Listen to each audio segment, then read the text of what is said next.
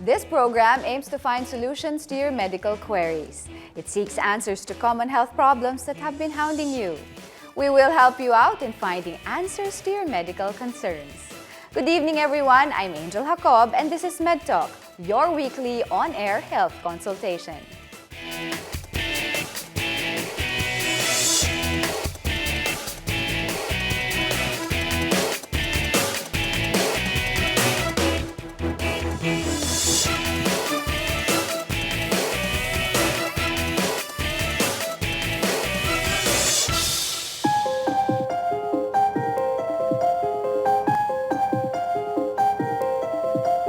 A stroke is usually sudden. Attacks from out of the blue can often be fatal. Ang ibig sabihin ng stroke ay may biglaang pagkasira ng mga cells sa utak, no? So maaaring nabara yung daanan ng dugo, yung daanan ng dugo nagsusupply ng oxygen. Pag nabara yung daanan ng dugo, mamamatay yung cells. Experts usually refer to it as a brain attack and is often blamed to the narrowing of arteries from an accumulation of cholesterol.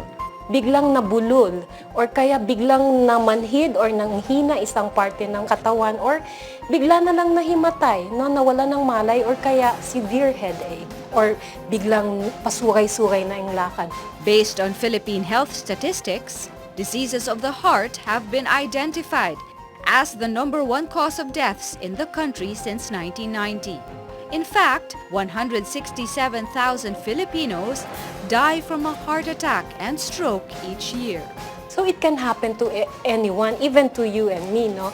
So now, younger na yung mga na-stroke, maari sinabi mo nga yung lifestyle, madaming bisyo ngayon, no? Sigarilyo, alak, even drugs, no? And also the stressful condition in our workplace, kailangan healthy lifestyle, tamang diet, exercise, kung may mga sakit kayo, halimbawa high blood, diabetic kayo, may mga ibang sakit pa, no? So i-maintain yung medicine, magkonsulta parati sa doctor, and then iwasan ang bisyo. How can you diminish the risk of a stroke? What disabilities can result from a stroke?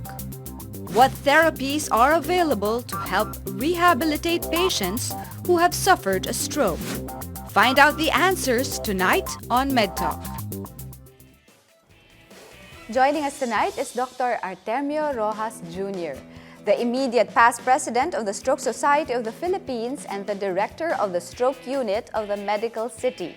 Also with us tonight is Dr. Cristina San Jose, the president of the Stroke Society of the Philippines and the head of the Stroke Service Unit of the St. Luke's Medical Center, Quezon City. You may join the discussion by calling our hotline at 548-4678. Good evening, Doc Tina and Doc June. Welcome to MedTalk. Good evening. I understand this week is stroke... It's a National Stroke or National Brain Attack Awareness Week in the Philippines. So August. Is August, the National third Brain week of Awareness. August. And tonight, you will help us understand and you will educate us on what exactly is the nature of a stroke. Ano bang nangyayari sa isang tao pag siya ay nagsasuffer ng stroke? Dr. June. Yeah, stroke is a brain attack. This is due to a disturbance in blood flow to the brain, resulting in different neurological deficit depending upon the parts of the brain that is affected. Now, stroke can be due to a blockage in the blood vessel, yung baradong ugat, or this could be due to a ruptured blood vessel. And depending again on the site, then patient can be disabled because of this illness. So this is an emergency that requires immediate treatment and immediate going into the hospital for proper care. Yes, May I Dr. add Tina. Yes, something? please. This is an example. This is like a model of the brain. And what we want to emphasize is the brain does not store anything. No, so wala siyang pagkukunan. So when a stroke happens, when the blood vessel gets blocked or pumutok, then there's no blood supply. So walang oxygen, walang glucose, and the brain cells die.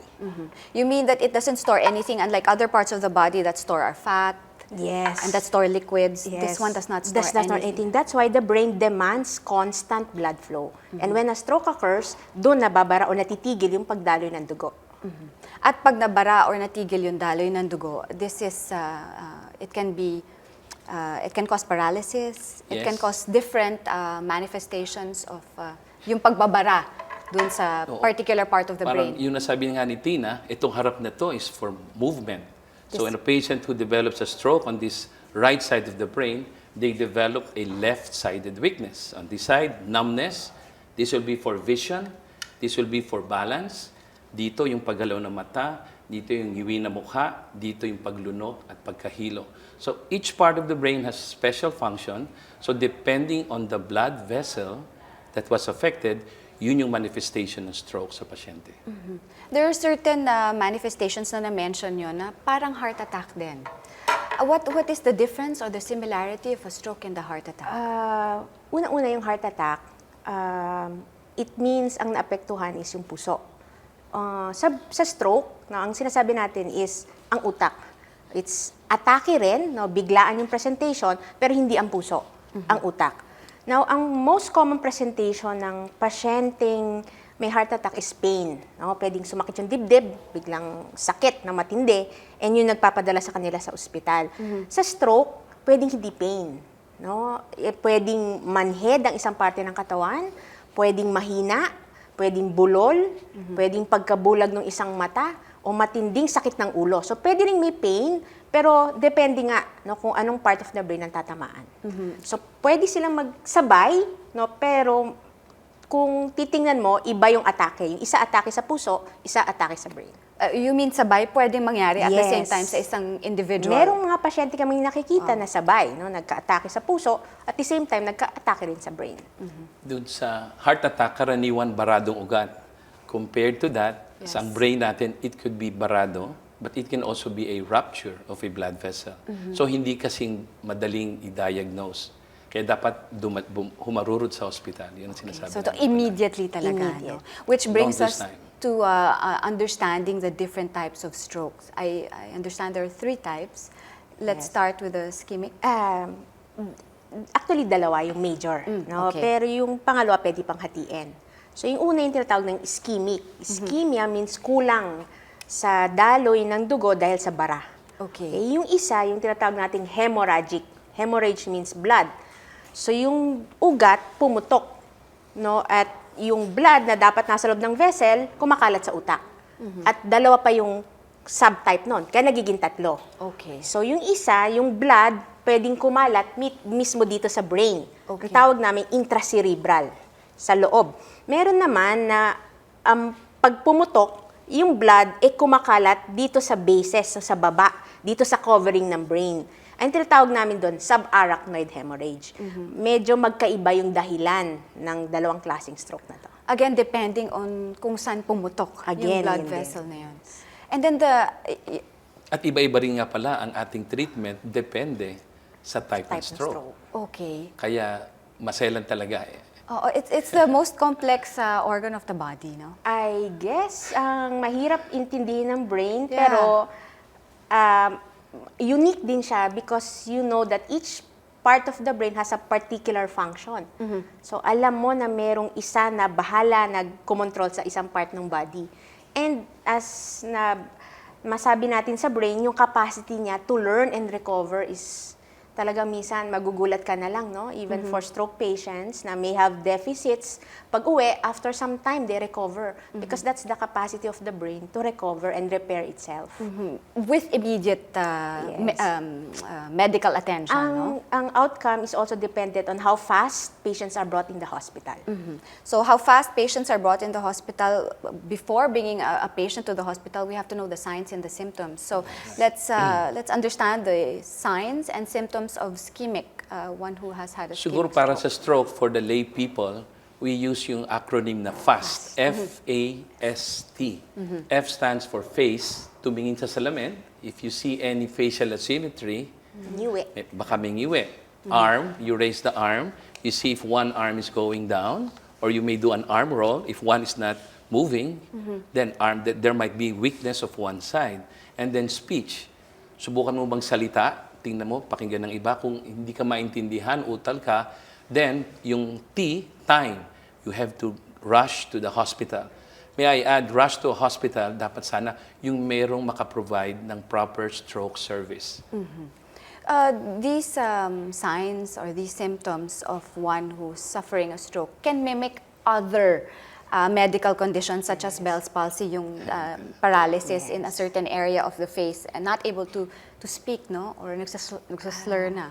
There are conditions that affect the brain also. So the manifestations may look like a stroke.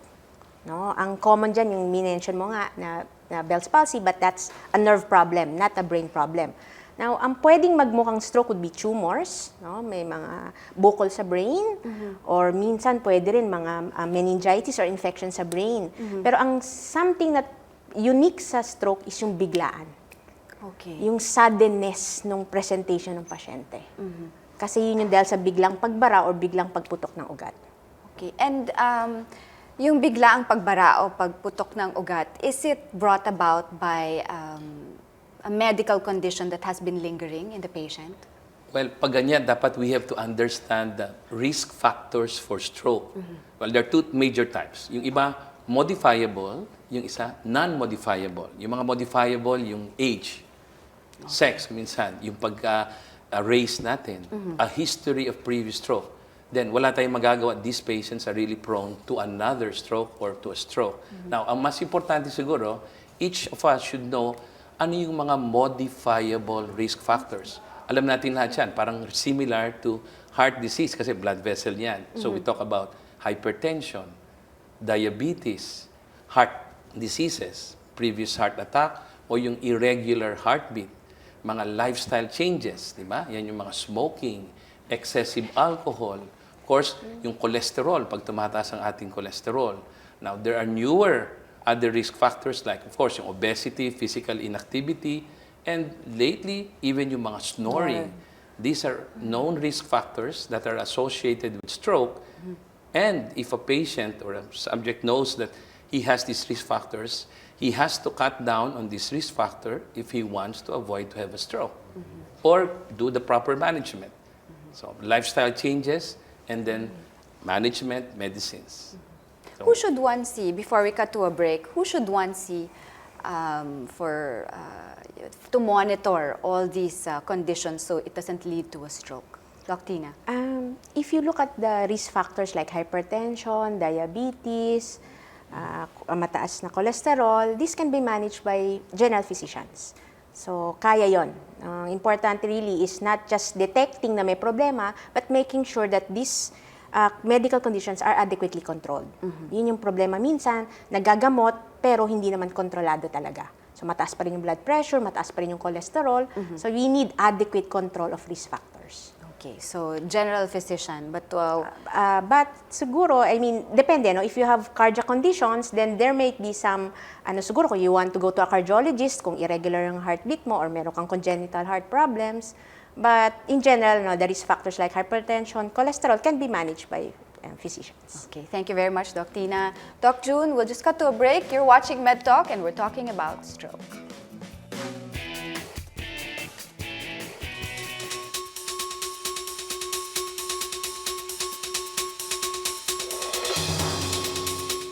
According to the World Health Organization, or WHO, around 17 million people succumb to cardiovascular diseases annually. Most come from cases of heart attacks and strokes.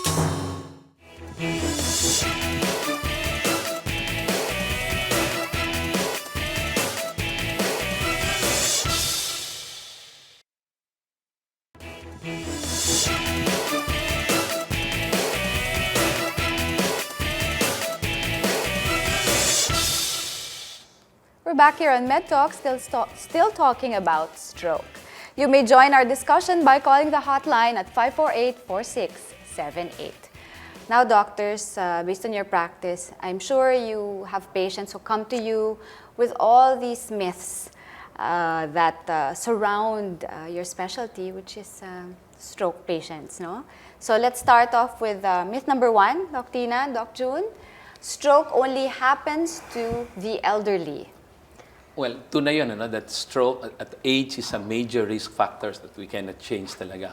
But you'll be surprised now because we have lots of younger patients who develop stroke. So we call it stroke in the young. Okay, these patients probably would be surprised that they suddenly develop all this weakness, numbness that we're talking about. But then, ang palaging workup, ang problema nun is, what is the reason for their stroke? Yes. So, there are many causes, but among them, of course, we like to look at the heart. Baka merong abnormality sa heart nila, yung mga rheumatic heart diseases. Lifestyle changes, of course. Andun yung mga alam na natin as smoking, excessive alcohol at a young age. Of course, yung mga use of drugs. So that's important because now, siyempre na nababalitaan natin yan, young patients, very healthy, would suddenly develop a stroke. They are using drugs or, things that we should not be using. And then, of course, we also look about infections. Remember, in the Philippines, we still have TB. These can also develop stroke. And lately, because of HIV, you can also develop a stroke.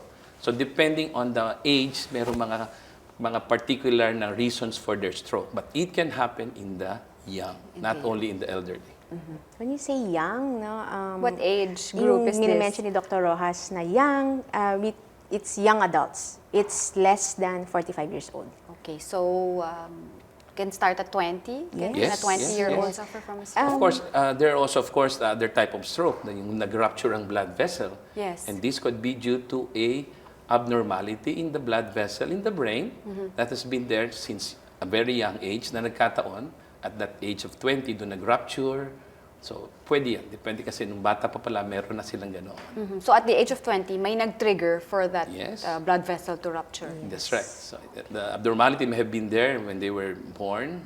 Doon lang So genetic then, nagkuhan. Doc? That's right. Yes. That Okay. can happen. It can happen. Okay, myth number 2, strokes aren't preventable. Okay, that is exactly not true, no? Because we actually changed, no? Stroke used to be known as CVA, cerebrovascular accident. Okay. But now, there has been a change to a term known as CVD, cerebrovascular disease. Because an accident, parang pag naisip mo yung aksidente, biglaan kasi wala kang nagawa. Yes. But when you say disease, no, it may happen suddenly, but the risk factors have been there for a long time. So if you know the risk factors, then that's the time to best manage this to prevent a stroke. Okay. So we're saying nothing is accidental sa stroke. Okay. All right. The most common sign of a stroke is chest pain. Napag-usapan natin to earlier, which Chest pain, di ba sabi natin heart attack ito, no? Yes. Sa brain, pwede rin sumakit ang ulo pag yung nag-rupture ang blood vessel. But many of them would develop yung mga weakness, sudden. Palagi ang magic word yan is sudden onset. Unexpectedly, you're unable to move one side of your body, you can't feel, you can't speak, you can talk, you can see. Always think of stroke. Okay. Yung pain sa stroke is mas common sa hemorrhagic type. No, because the blood supposed to be nasa loob ng ugat. No, because pumutok siya, no, kumalat sa brain. And that causes yung reaction sa brain. It causes, kaya yung mga patients would complain of headache or they would cause yung tinatawag natin increased pressure sa brain. No, because of that clot na namuong dugo sa brain, then that causes yung headache. So sa infarct, hindi gaanong ka-common ang headache. Mas common yung numbness na sinasabi ni Dr. Rojas, yung weakness, pagkabulo ng pagsalita. So if you're alone and this happens to you, so you can't talk, you're numb, Well, what should you do? kung ikaw lang yung nag-iisa, Yes. mahirap talaga, no? Kasi sana meron tayo yung mga 911 na baka makapindot ka pa, no? Right. Pero kung mag-isa ka talagang walang magagawa. Pero of course, people who would come to your rescue, ang kanilang dapat gawin is dalhin ka agad sa ospital. Yun talaga. Yun yung minsan napapansin, no? Yung pag dinala sa ospital, ang kwento is yung nga nakita sa bahay na mag-isa. Yes. No, hindi alam kung anong eksaktong oras nangyari. Or minsan napansin na hindi lumalabas sa kwarto. Normally, ganitong oras siya dapat lumalabas. Then doon minsan napipick up. Yun yung problema minsan. Nagkukos talaga ng delay sa recognition ng stroke. Number 4, myth number 4, doctors, stroke recovery only happens in the first few months after a stroke. Well, that's not true, ano? Kaya nga tayo may rehabilitation. Of course, we always say na during the first 6 months, siguro doon talaga yung peak na dapat natin makuha yung recovery natin. But recovery still occurs even after the 6 months, even after 1 year, or even after 2 years. So meron din tayong mga parang meron tayong process of regeneration.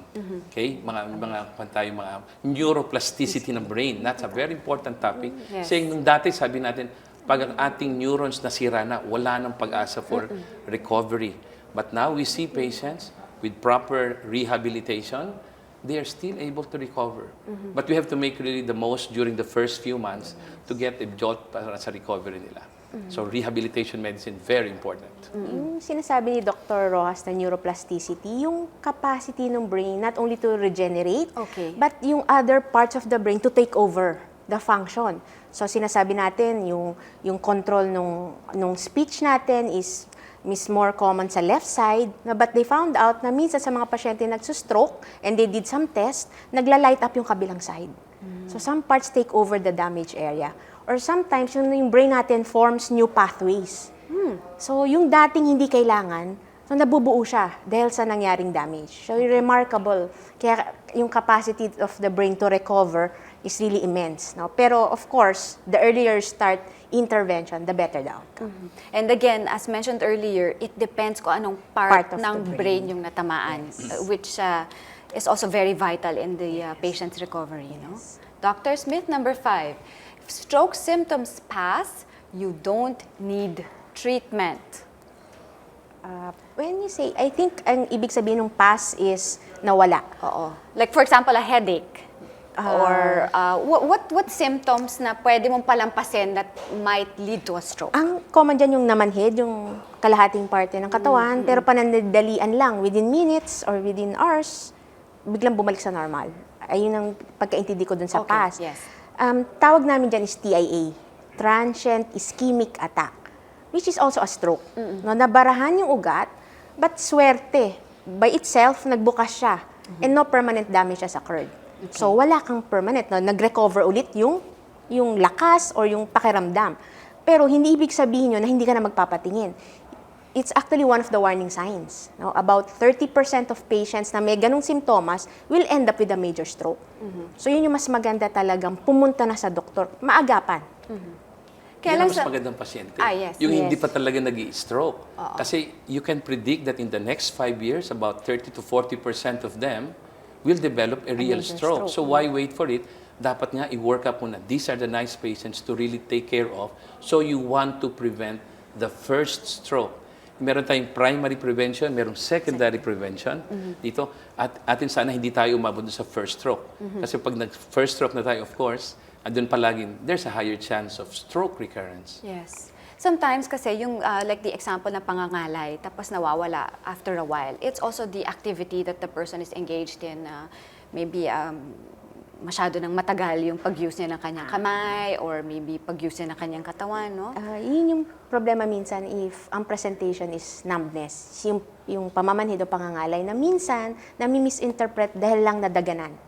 No, pero minsan no, makikita mo talaga na ano yun kasi hindi lang yung kamay, pati yung paa, minsan pati muka. So kabiyak, one side manhid or one side mahina, hindi na siguro ngawit yun. Baka-stroke na yun. But when in doubt, When in doubt, Rush go to the emergency room. room right away. When you get to the emergency room, do you request for a neurologist right away? well, so of course, depende sa ospital. Diba? It's usually the emergency room doctors who assess the patient. So if they think that this is a patient with stroke, then of course, the neurologist would be the best specialty to treat this case. Now, may time tayong hinahabol dito. Nasasabi Yes. kanina pang very critical time because depending on the type of stroke, like sabi natin dun sa baradong ugat, there will be patients who, if they come in within 3 hours, okay, meron pwedeng ibigay. Sabi natin, may baradon. So why don't we remove that clot? So meron mga clot buster na gamot. So now, stroke is treatable. Treatable. Yun ang importante rin. But you have to choose the right patients and not all hospitals will be able to provide this form of treatment. That's why when I said earlier, if preferably, if you're going to rush to a hospital, try to go to a hospital na merong organized stroke care. Yung tinatawag nila sana merong stroke unit. Talagang they know the protocol. Of course, merong mga iba nag-extend ng 4.5 hours, but sabi namin hindi. try to go immediately, sana before the third hour. Okay? Of course, not all patients will receive the medication, but it is up to the doctor and the neurologist to decide sila ba yung right patient for this medication. But aside from that, meron namang ibang care na magagawa ang ating doctor, not just limited to that medicine. Okay. Okay, so pwedeng medication ka agad. That's right. Do they have to undergo like a CT scan or an MRI right away as well? Yes. Kasi nga we mentioned about types of stroke, and the only way to know that, is to differentiate that, is do imaging. Yes. So silipin yung brain, so an CT scan or an MRI, or baka nga sabi natin baka mimicker, hindi talaga stroke, so you really need to do some tests to confirm the diagnosis. Okay, thank you, Doc Tina. Doc June, we'll take a short break. MedTalk will be right back.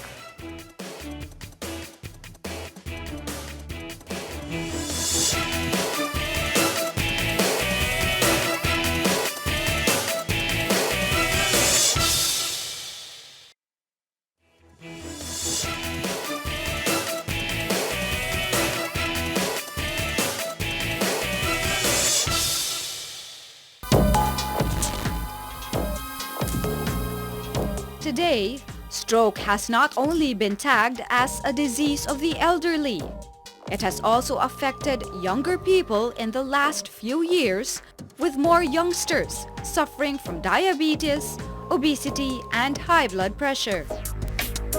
Only 33 years old, Antonette is already a stroke survivor.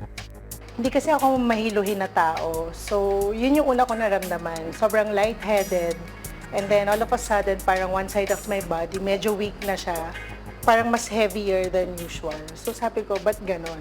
Pero binaliwala ko kasi I was young. I was 32 kasi. So, baka lang pagod. Yun yung naisip ko.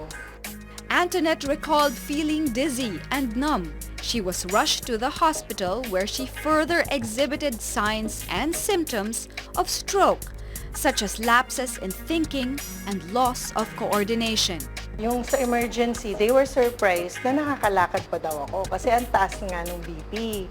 Sabi nila, mag-rest ka lang, but ang initial nila, sabi nila, we think it's stroke.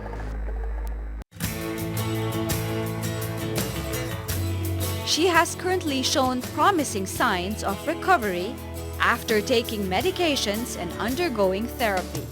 You have to make wiser choices now with the food you eat and also your sleeping habit. Na yun din yung nakasama kasi nga stress can really cause it talaga. Sabi niya, you have to sleep by 9 or 10 in the evening, and then sabi niya, at least have 8 hours of sleep. Kailangan parang you have to think about yourself na do you want to live longer or gusto mo na bang matapos yung buhay mo? Importante na mabuhay ka longer. Masyado nga akong bata para ma-stroke, pero nangyari na so wala na akong magagawa.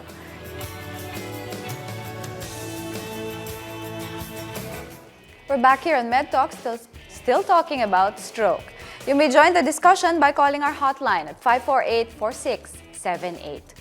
Doc Tina, Doc June, we saw the video. Antonette, at a very young age, 32, suffered a stroke, recovered. I mean, she's baking again. Yeah. She's using her hands again. She's speaking again. What can you say based on the video?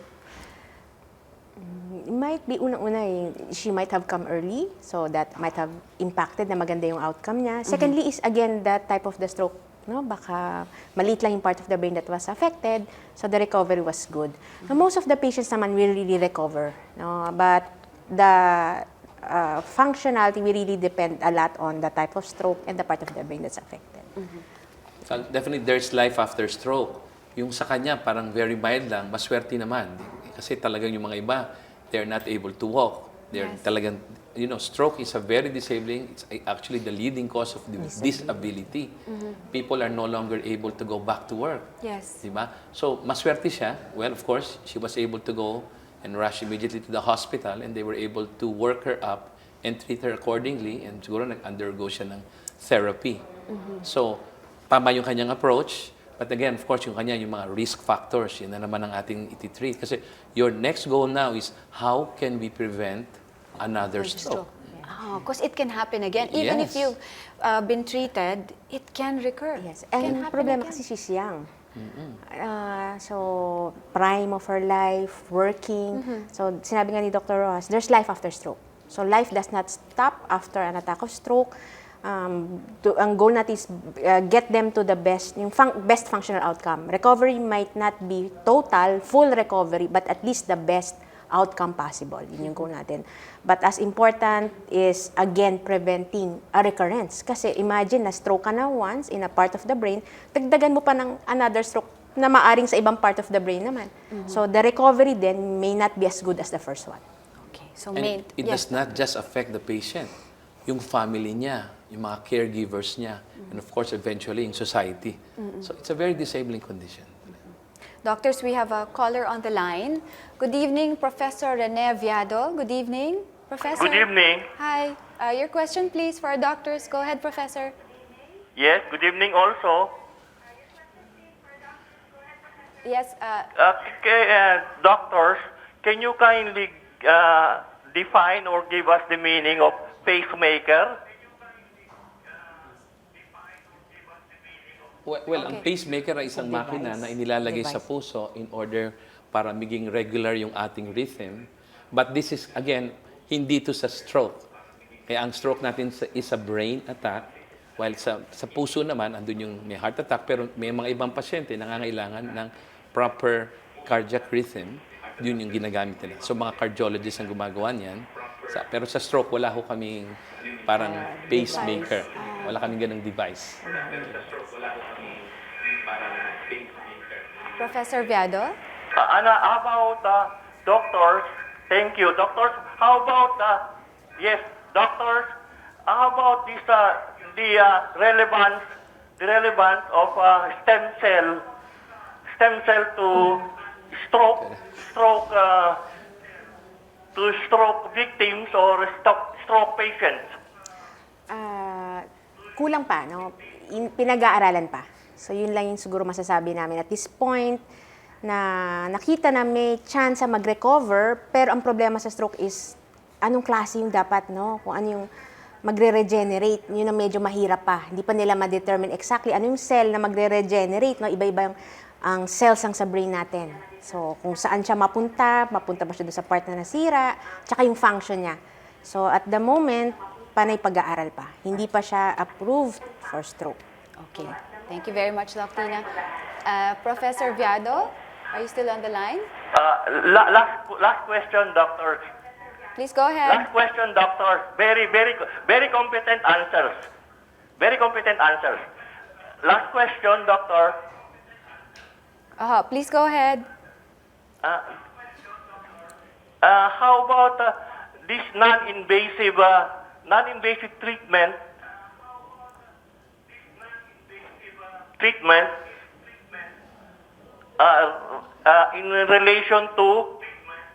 in relation to heart victim, stroke victim, or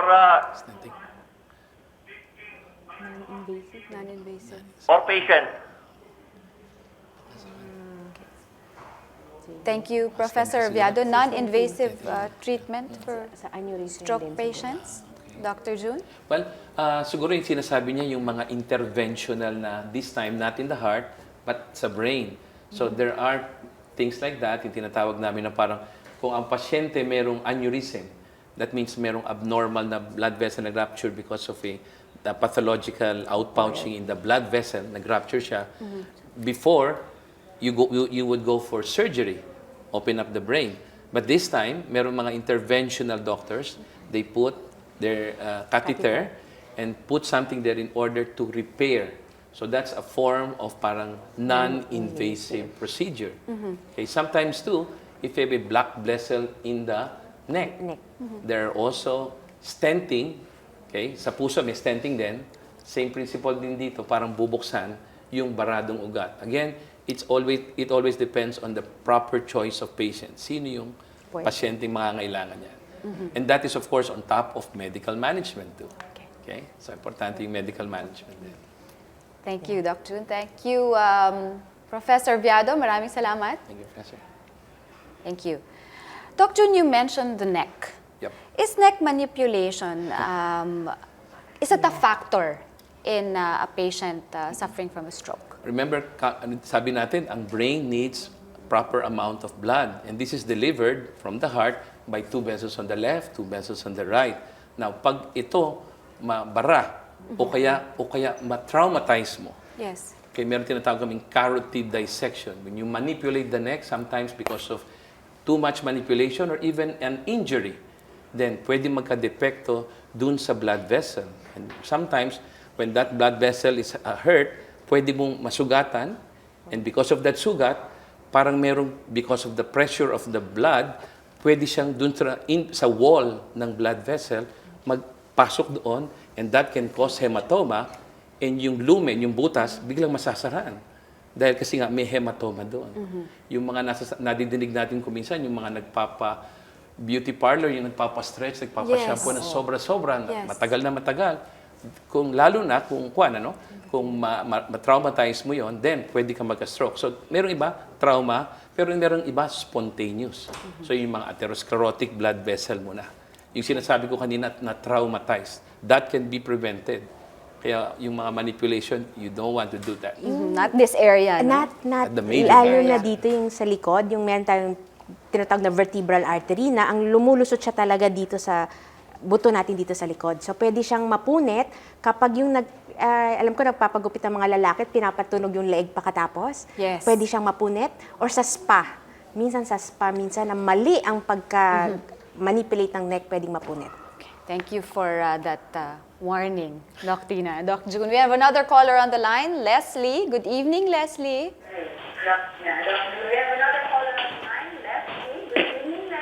Good evening. Hi. Your question for our doctors. Please go ahead. Yes. Yes, I had brain aneurysm 2012. Ruptured middle cerebral. Ruptured right middle cerebral artery.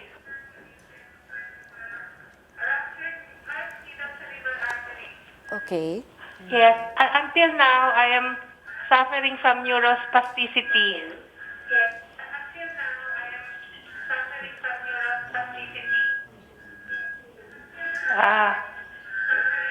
I have undergone rehabilitation.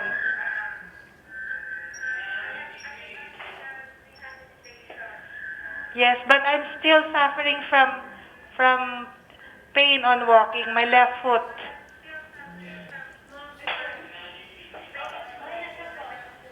Okay. Yes, Leslie? Yes. Your question, so you have pain on your left foot? Yes. Neurospasticity. Okay. So, I guess Yes. I have Sa taken post-spasticity. tricyclic antidepressants.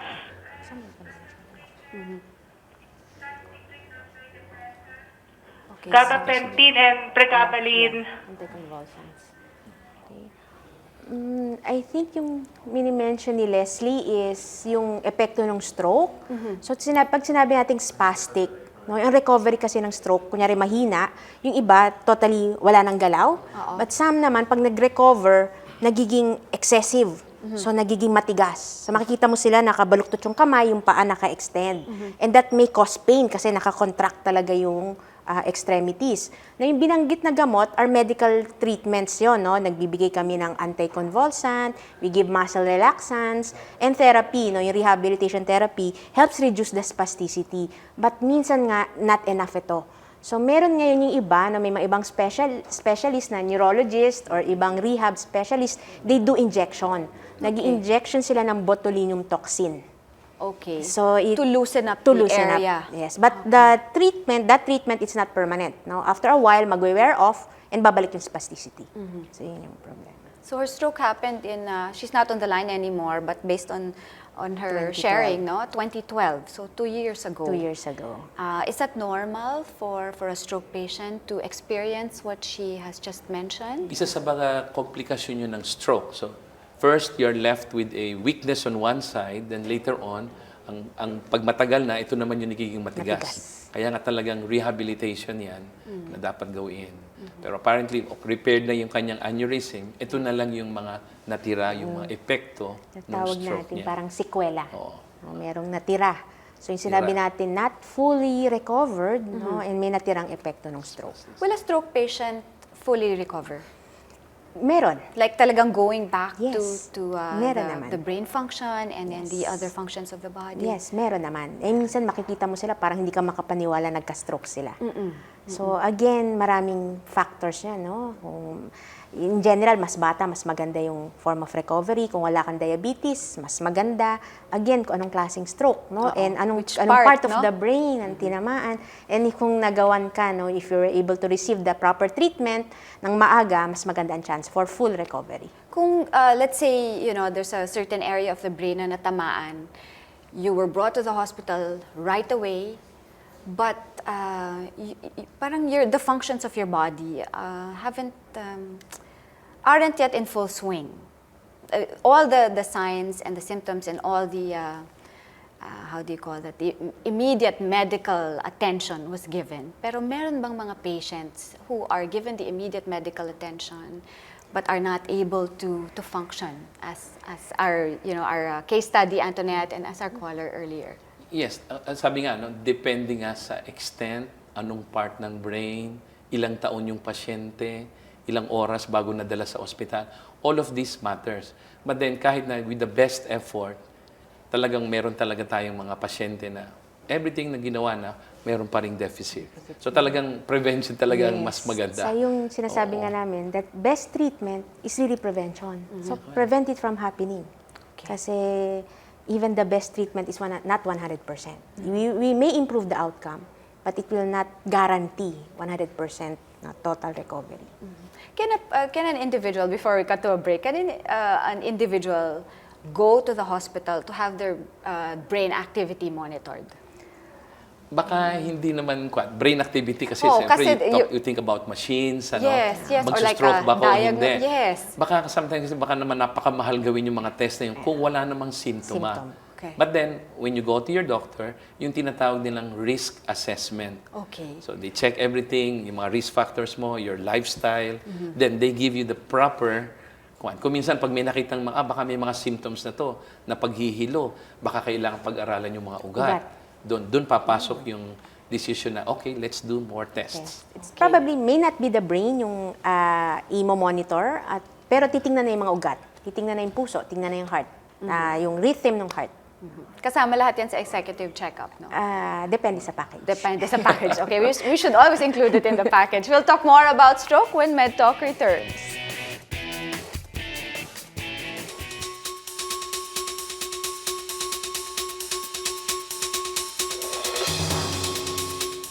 Did you know that roughly 2% of Filipinos are at risk of suffering from strokes and other attacks caused by atrial fibrillation? Atrial fibrillation is often viewed as a precursor to numerous cardiovascular complications.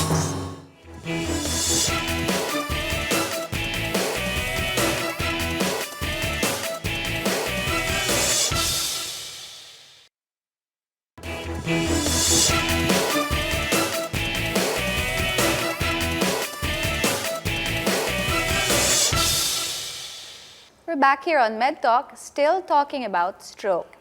This time, Dr. June, Dr. Tina, we have another caller on the line, Don Pacheco. Good evening, Don. Good evening. Hi.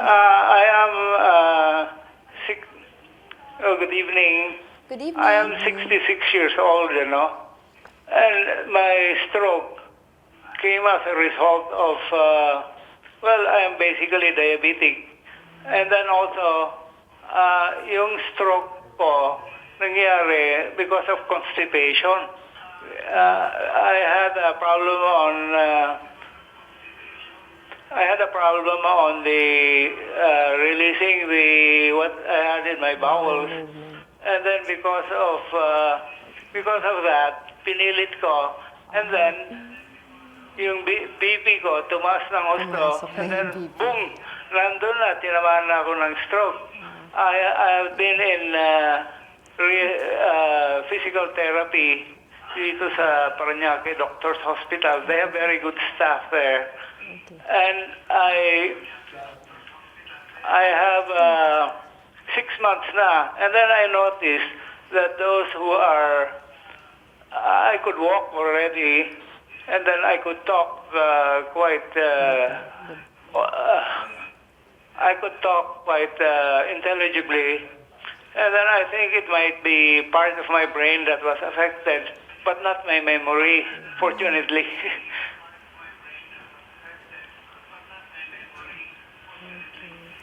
Now, I have noticed that certain areas now of my brain, I could recall, it improved my memory, and at the same time, I could understand clearer now than before.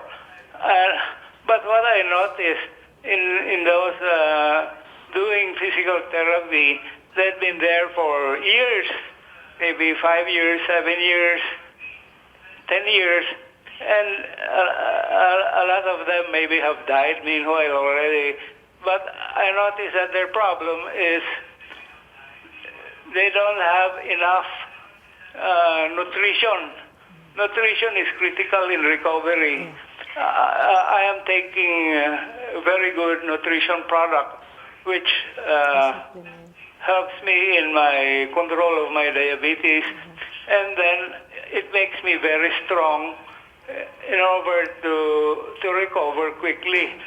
Those together with me taking therapy, kawawa naman kasi either they could not afford to get the proper nutrition, or they just don't know, or the doctor doesn't advise them on proper nutrition.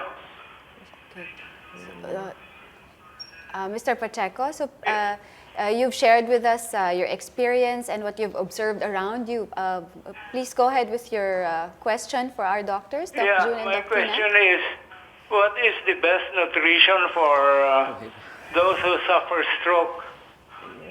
Thank you very much, Mr. Pacheco. Doc June, best nutrition. Well, of course, congratulations, Don, kasi mukhang you are able already to recover. And then you were saying about yung mga ibang pasyente, parang iba yung kanilang recovery. So very important na it's difficult to compare one stroke to another kasi iba-iba yung condition.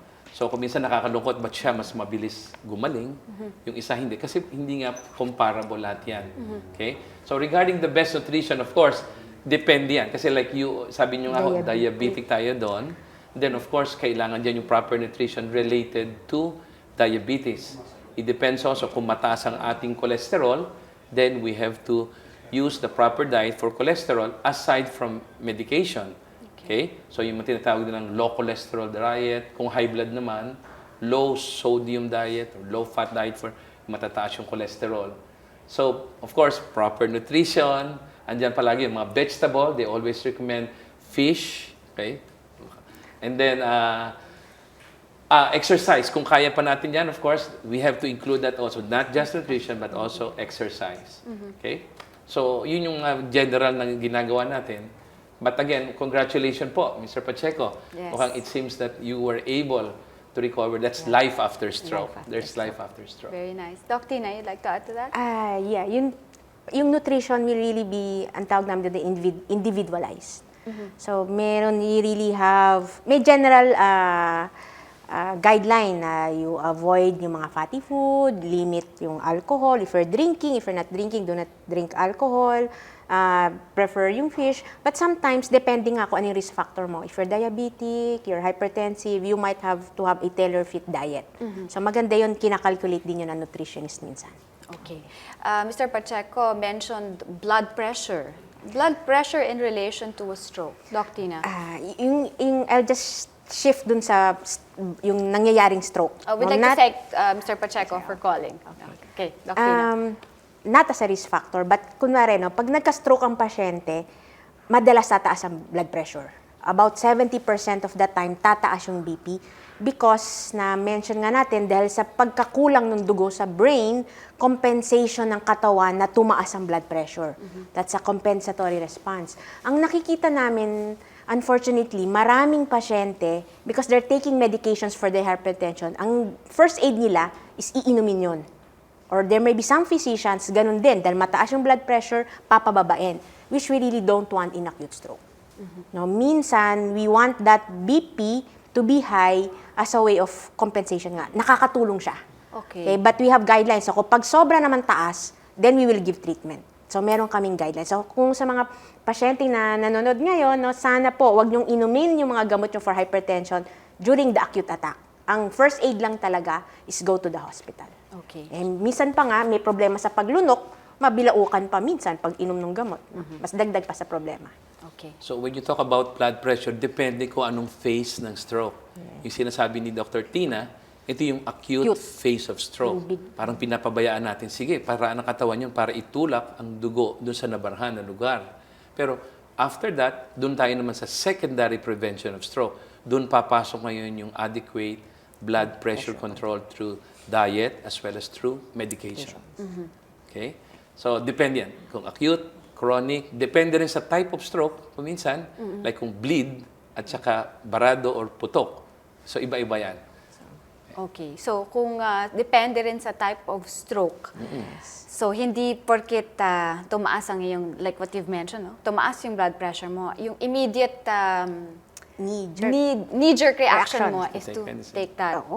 Pero sa inyo, mga neurologist, gusto nyong malaman kung ano talaga yung kanilang blood pressure at the time of the acute attack. Minsan, mas maganda nga pag mataas. Kasi alam namin yung brain, yung heart is able to compensate. So, minsan, yung mga patients na may problema sa puso, hindi makakompensate. So, pag dumating sila, mababa yung blood pressure. Minsan, hindi mas maganda yung outcome. So, case to case talaga. So, ang best talaga is go to the hospital. So, on the other hand, kung ito naman ay pumutok na ugat, ayaw naman natin ng mataas Masyadong na blood mataas. pressure kasi lalabas ang dugo talaga doon. Okay. So, dapat talaga makita ng doktor, ma-assess kung anong klase, kaya yung type of stroke, importante yan. And in your assessment, anong mga nire-recommend nyo sa inyong mga patients? As final words, Doc Tina, how should we take care of our brain? You know, we take care of the other parts of our body. Talagang, yung how do you call it? Yung talagang nakatutok. To take good care of the other parts. How about our brain? Na minsan nakakalimutan natin that it is a very integral part of our well-being. The way you take care of the brain is how you take care of your body. So remember yung risk factors natin. It's not specific for the brain. Yung hypertension, diabetes, cholesterol. So ang lagi lang sinasabi namin, live a healthy lifestyle.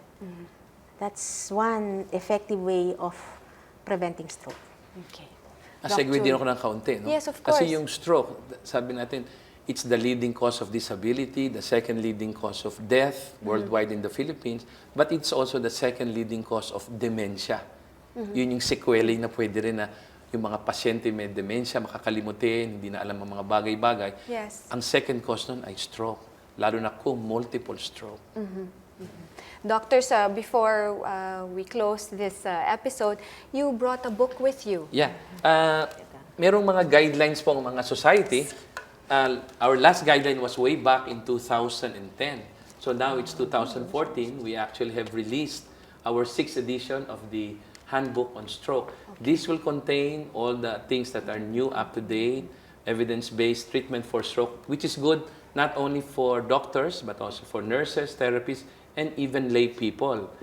Yung ating society rin, meron kaming video rin dito, and you can actually call our office or through our website too, you can get in touch with us.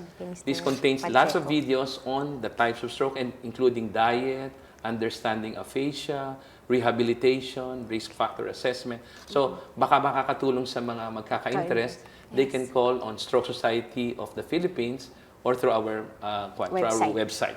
Okay. Ang aming telephone number, you might like to know, is 722-5877. Okay, so the Stroke Society of the Philippines. That's right. So thank you very much, Doc Tina. Thank you very much, Doc June.